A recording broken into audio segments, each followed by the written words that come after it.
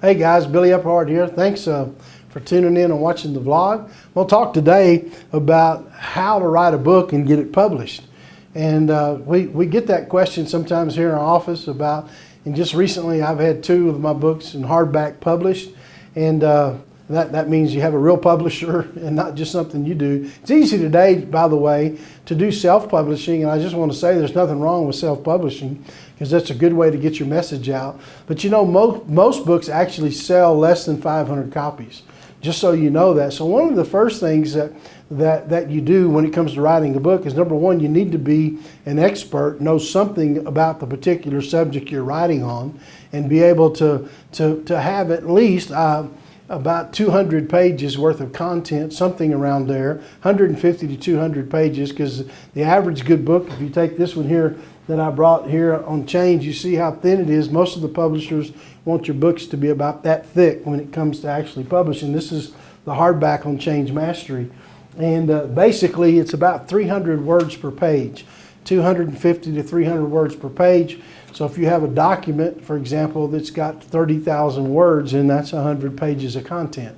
So that's just something that kind of helps you with the guidelines. So the first thing is you need to be an expert on your subject that you're writing on, really know something about it. Heard one guy say, you know, you become an expert if you spend 10,000 hours on a particular subject, learning and studying. Another person said, you know, you can become an expert just by reading 10, 20 books on a subject and really studying it. But somewhere along the line, you really need to be an expert and know something about the subject that you're talking about.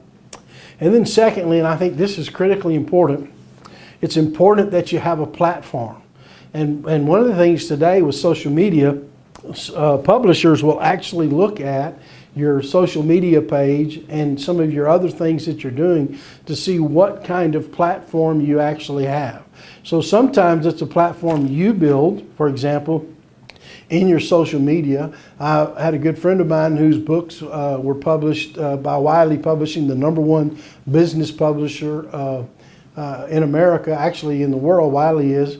And what they did was they went and watched his, I think it was his Twitter feed, and he had over 15,000 active followers. And then there were some other things in social media. At that time, they didn't really look at his Facebook. They checked it out, but they really went with what he was doing on Twitter. And so the truth of the matter is that you have to have some platform. And then number 3 that goes with platform is that it's always good if you can get on someone else's platform. And so one of the ways that helps you is that if you know people that already have a speaking platform or some kind of media platform, then having a platform helps you to be able, because there's many more people then that are able to follow you and know who you are. And so if you have something like that, you're an expert on your subject, you have a way to get the message out either on your own platform, social media, or somebody else's platform, then what you can do is submit your manuscripts. Now in my case, in the books that were just published here in the last 2 years, I have a 3rd one coming out on leadership mastery that'll be out this year. But what happens is, when in my case, a publisher came to me because they had seen me on a larger platform, a larger international platform, and had seen me speaking and had heard me speak. And so through that, they came to me and offered me a contract for books. And so in some cases you have to send your books out, and you might have to send them to many different publishers, but make sure you show and you let them know the platform that you're on. First thing they're going to see is, number 1, do you know what you're talking about in your subject? But then secondly, they're going to look at that platform to say, can this person sell books just beyond us? And so this is just kind of a brief synopsis to kind of help you. And some people with social media today, there's all kind of ways you can market a book, all kind of ways you can kind of get information out. You can start doing blogs and have people follow your blog, see how many people are subscribing to your website. All of those things actually build a platform. But remember, nothing will replace the fact that you really know what you're talking about on that particular subject. So this is Billy Epperhart. Hey, if you like this vlog, make sure you hit like, or you can hit share to share it with other people.